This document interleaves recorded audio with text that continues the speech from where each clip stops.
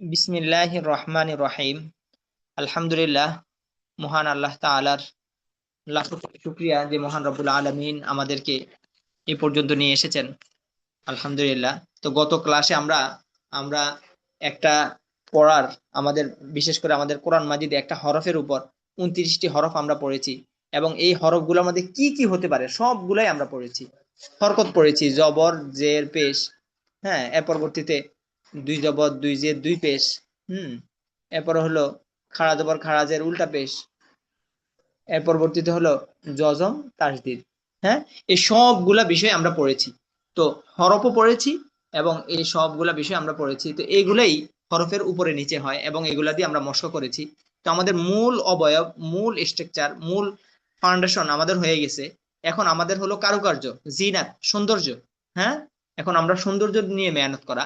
যেমন আল্লাহ তাআলা আমাকে চুল দিছে, এখন চুলের মধ্যে একটু সিল্কি হওয়ার জন্য একটু শ্যাম্পু ব্যবহার করা। হ্যাঁ, হাত আল্লাহ তাআলা দিছে, এর মধ্যে একটা আংটি ব্যবহার করা। তো আমাদের হলো আজকের আমাদের টপিক হলো এগুলাই। হ্যাঁ, বাকি মূল স্ট্রাকচার আমাদের তৈরি হয়ে গেছে। আচ্ছা। তো এই আমরা এখানের মধ্যে আগে এই একটা কথা বুঝে নিই, সেটা হলো আমরা পড়তে পড়তে আসতেছি যে আমার তো কোথাও থামতে হবে। যেমন আমাদের আজকে এই কয়েকটা কথা বলবো। এক এক নম্বরে হলো আমরা শেষ হরফ নিয়ে একটা কথা বলবো। এক, শেষ হরফ। শেষ হরফ নিয়ে আমরা একটা কথা বলবো। দ্বিতীয় কথা হলো আমাদের শেষ হরফের আগের হরফ নিয়ে আমরা একটা কথা বলবো।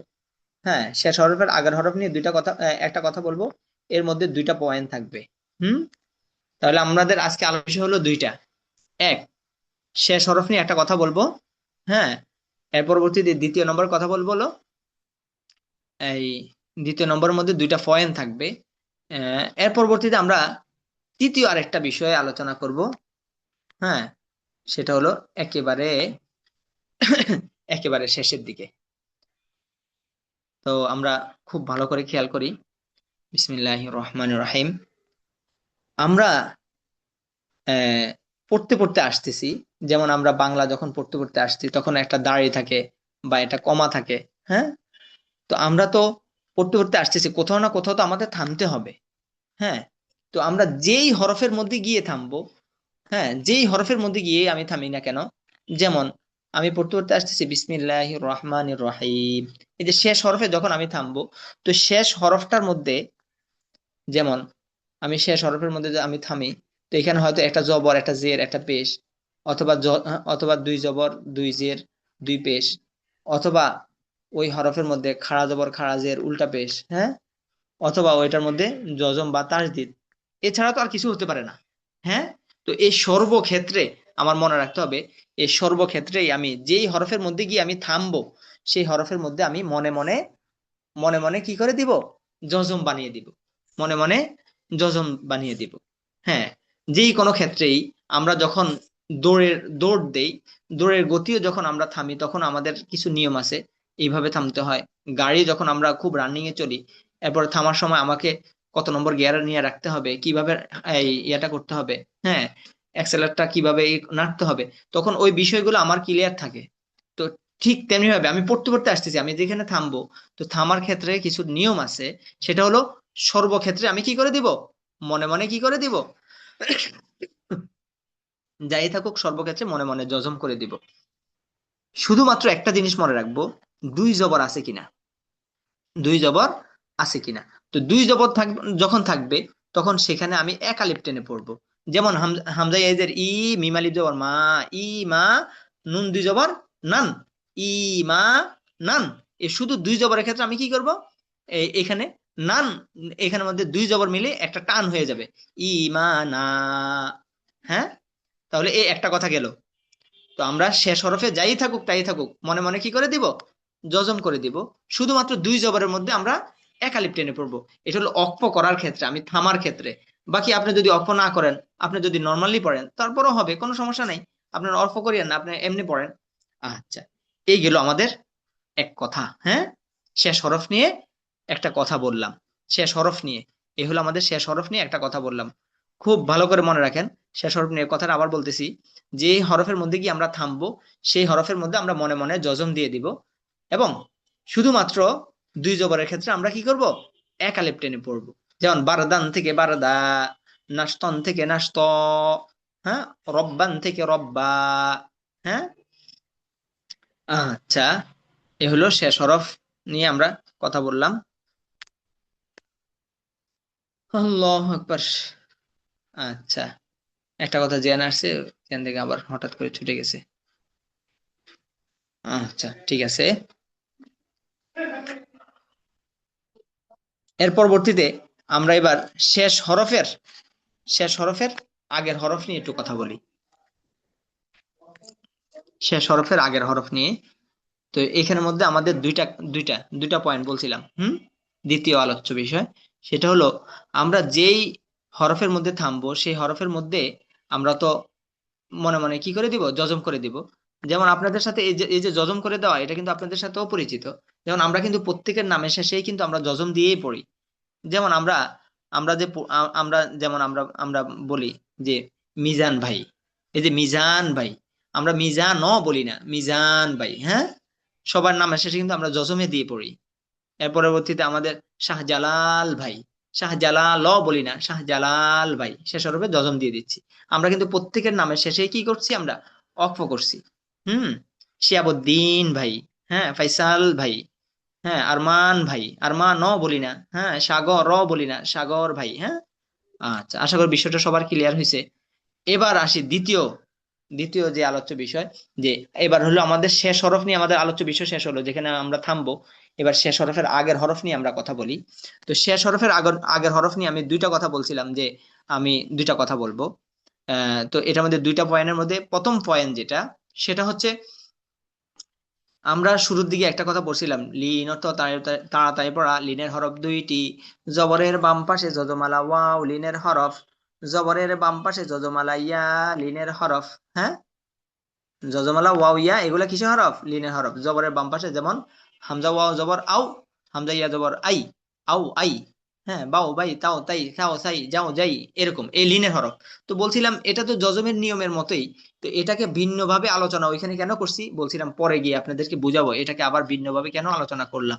সেটা হলো, লিনের হরফের পরের হরফে ওয়াকফ হইলে, লিন অর্থ কিন্তু তাড়াতাড়ি পড়া। হ্যাঁ, লিনের হরফ দুইটি, লিনের হরফের পরের হরফে ওয়াকফ হইলে এক আলিফ টানিয়া পড়িতে হয়।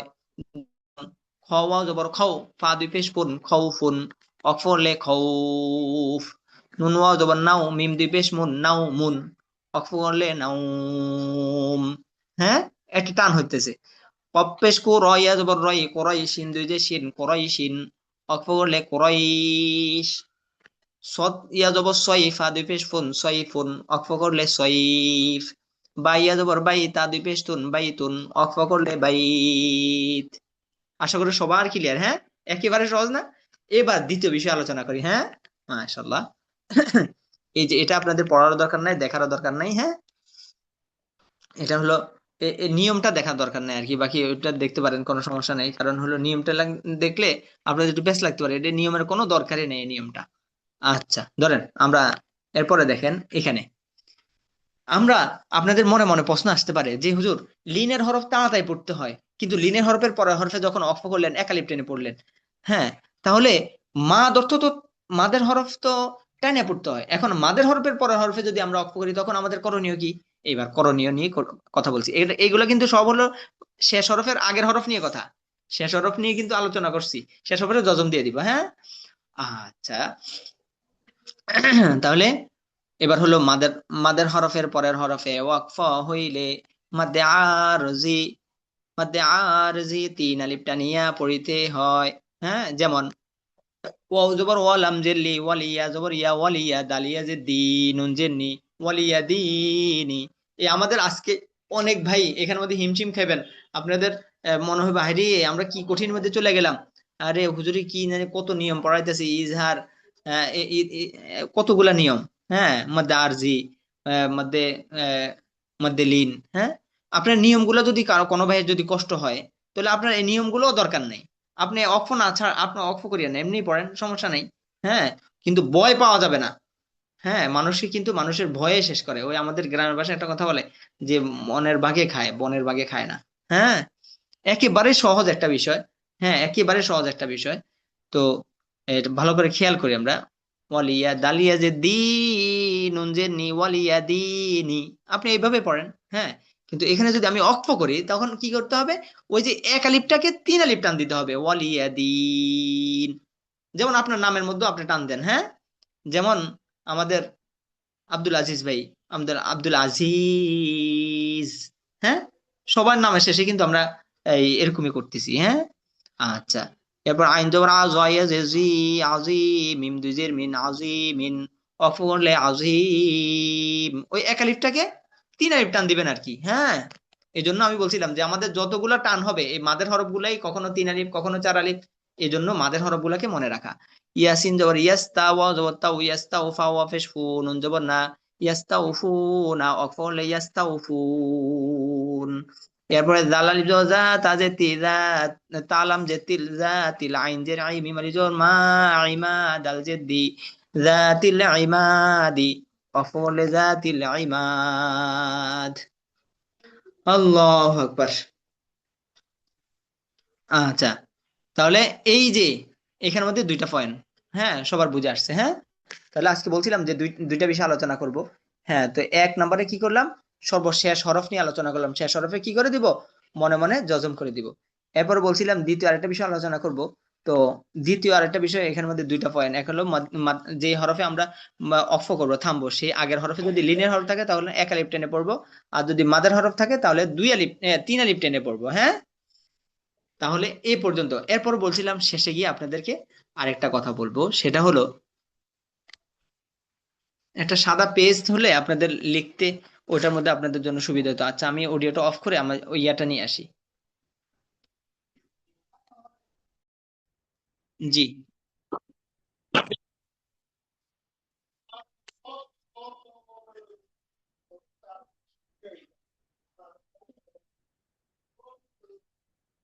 আচ্ছা, ঠিক আছে, আলহামদুলিল্লাহ। তাহলে আমরা এই যেখানে গিয়ে আমরা থামবো সেই হরফ নিয়ে আমরা একটু কথা বলি। সেই হরফ নিয়ে তো আমরা কথা বললাম। এবার আমাদের এই একটা বিষয় আমরা আলোচনা করি, সেটা হলো আমরা যেখানে গিয়ে আমরা কোথায় থামবো কোথায় থামবো না। তো এটা এই বিষয়ে আমরা কিছু রুলস আছে। যেমন আমাদের বাংলাতে কিছু কথা আছে না, যে এখানে এখানে পেশাব করিবেন না, করিলে 50 টাকা জরিমানা। এখন আমি যদি নাটাকে যদি পরের লাইনে লাগাই দিই তাহলে এখানে পেশাব করিবেন না, করিলে 50 টাকা জরিমানা। পুরো বিপরীত হয়ে গেল না? তো এরকমই কোরআন মাজিদের কিছু কিছু কথা আছে এরকম। যেমন আল্লাহ তাআলা কোরআন মাজিদ বলছে না যে তোমরা নামাজের দ্বারে কাছেও যাইও না। হ্যাঁ, এর পরবর্তীতে কি বলছে? ইল্লা, তবে যাইও কখন, যাইও না কখন? কখন যাবে না? যখন তোমরা নেশাগ্রস্ত অবস্থায় থাকবা তখন যায় না। এখন আমি যদি প্রথম কথা বলেই শুধু অফ হয়ে যাই তাহলে তো হলো না। হ্যাঁ, যে আল্লাহ তাআলা তো কোরআনে বলছে এটা। তো আমাদের হলো কোরআন মাজিদ পড়ার ক্ষেত্রে, হ্যাঁ, তো এখানের মধ্যে কিছু নিয়ম আছে যে কোথায় আমি থামবো কোথায় থামবো না। হ্যাঁ, তো এখন আপনাদেরকে একটা কথা বললাম যে আপনারা থামবেন, সব জায়গায় থামতে পারেন। তো থামলে ওই পদ্ধতি থামবেন এবং পিছন দিক থেকে মিলাই পড়বেন। আচ্ছা, এবার আসে হলো আমাদের যে আমরা কোথায় থামবো আর কোথায় থামবো না। হ্যাঁ, কোথায় থামাটা। তো এইখানের মধ্যে এই শুধু দুইটা জিনিস আমরা লক্ষণীয়, দুইটা জিনিস আমরা কোরআন মাধ্যমে খেয়াল করব। এরপর উত্তম অনুত্তমের বিষয়ে আরো অনেক কথা আছে, সেগুলা আপনাদের ওরকম পড়ার দরকার নাই, শুধু একটু জানে রাখেন। আচ্ছা, যেমন এরকম গোল চিহ্ন, যেমন আমি বিসমিল্লাহির রহমানির রহিম, এদিকে আমি থামলাম, এই যে এরকম একটা চিহ্ন, এটার নাম হচ্ছে দায়রা। এটার নাম হলো, এটার নাম হচ্ছে দায়রা। দায়রা। আচ্ছা, এই দায়রা, এটার নাম হচ্ছে দায়রা। কি আপনারা আঁকাআঁকি করলে তো এখানে কিছুই দেখা যায় না, এই যে বড় ছোট হচ্ছে, এই দেখা যায় না। আচ্ছা,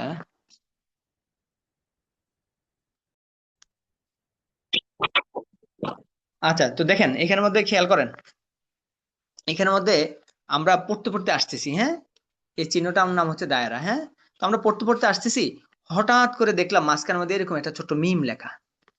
হ্যাঁ, ছোট মিম লেখা। তো মনে রাখবেন এটা হলো লাজেম, অর্থাৎ এখানের মধ্যে অবশ্যই অবশ্যই আমাকে থামতে হবে, না থামলে অর্থ পরিবর্তন হয়ে যাবে। হ্যাঁ, আমি পড়তে পড়তে আসতেছি, হঠাৎ ছোট্ট একটা মিম দেখলাম আয়াতের মাঝখানে। তখন এখানে মধ্যে আমার অবশ্যই থামতে হবে।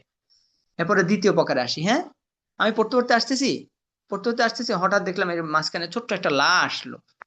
লা, শুধু লা, জবর কিছু থাকবে না এটাতে, শুধু একটা লা আসছে। তখন মনে রাখতে হবে লা মানে হলো না। লা মানে হলো কি? না।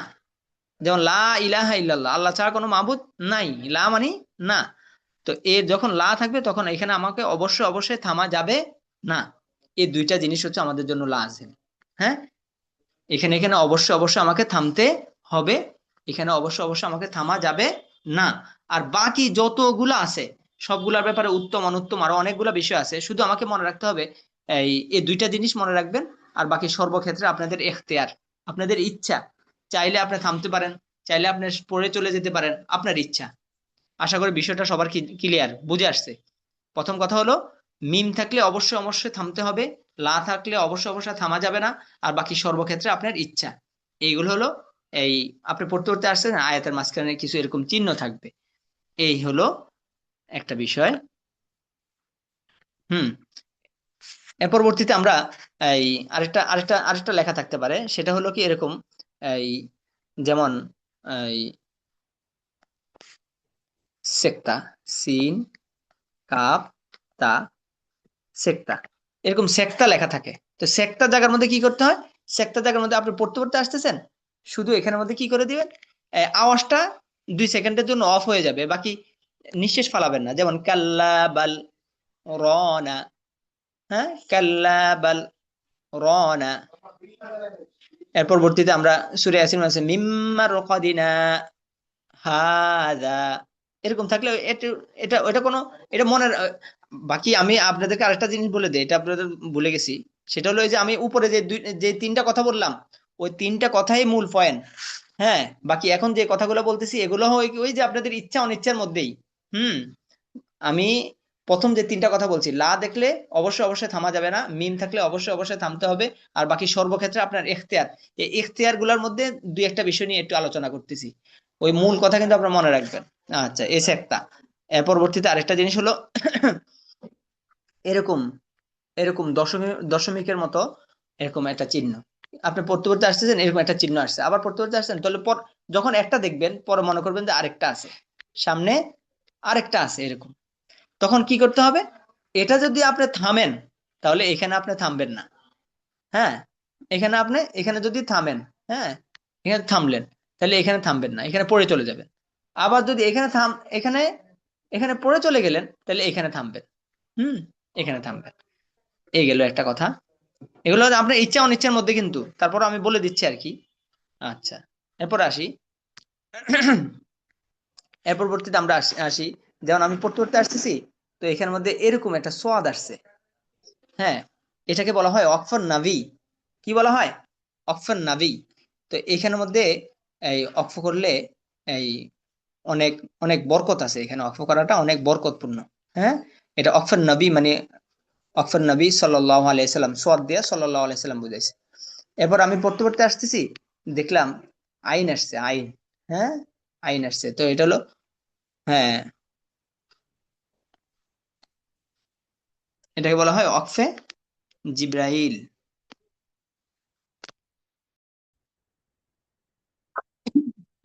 হ্যাঁ, তাহলে অক্ফে জিব্রাইল, এখানে অক্ফ করাটা, এখানে যদি অক্ফ অক্ফ করা হয় এটা হলো বরকতপূর্ণ। হ্যাঁ, এটা হলো অনেক বরকতপূর্ণ। আর এটা এখানে যদি আমি অক্ফ করি তাহলে এটা অনেক বরকতপূর্ণ। আর এখানে যদি অক্ফ করা হয় এটা হলো অতি উত্তম। এই যে অক্ফর নাবি, এখানে অক্ফ করাটা অতি উত্তম। আর এখানে আইন আসলে এখানে অক্ফে জিব্রাইল, এখানে অক্ফ করাটা হলো, হ্যাঁ, অনেক বরকতপূর্ণ। আবার আমি পড়তে পড়তে আসতেছি, হঠাৎ দেখলাম একটা গয়ন আসছে, গয়ন। হ্যাঁ, জবজ্জের কিছুই থাকবে না, এরকম গয়ন আসছে। তো এটাকে বলা হয় অফে গোফরান, ক্ষমা। এখানে অফ করলে গুনাহ মাফ হয়। আচ্ছা, তো আশা করি এই বিষয়গুলা সবার ক্লিয়ার। হ্যাঁ, আচ্ছা, ঠিক আছে ইনশাল্লাহ।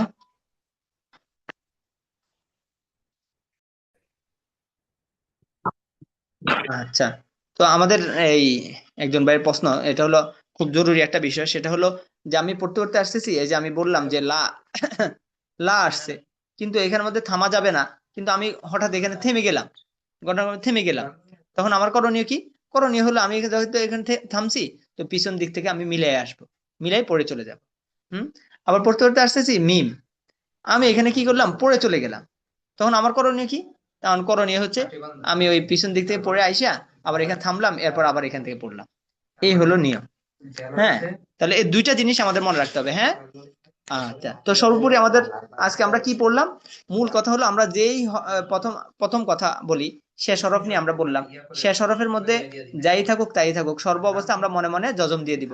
শুধুমাত্র দুই জবরের ক্ষেত্রে আমরা একালিপ টেনে পড়বো। হ্যাঁ, আচ্ছা। এর পরবর্তীতে আমরা আলোচনা করলাম যে শেষ হরফের আগের হরফে লিনের হরফ থাকলে, লিনের হরফের পর হরফে অক্ফ হইলে তাকে মাদ্দে লিন বলে, লিনের হরফ একালিপ টেনে পড়তে হবে। আর মাদে হরফের পর হরফ অক্ফ হইলে মাদের হরফটাকে আমরা তিন আলিফ টেনে পড়বো। এরপর যে অক্ফের বিষয়ে আলোচনা করলাম, সেখানের মধ্যে শুধু লা আসলে অবশ্যই অবশ্যই থামা যাবে না, আর মিম আসলে অবশ্যই অবশ্যই থামতে হবে, আর বাকি সর্বক্ষেত্রে আমার এখতিয়ার। আশা করি সবার বুঝে আসছে এই মূল সারাংশ কথা আজকের।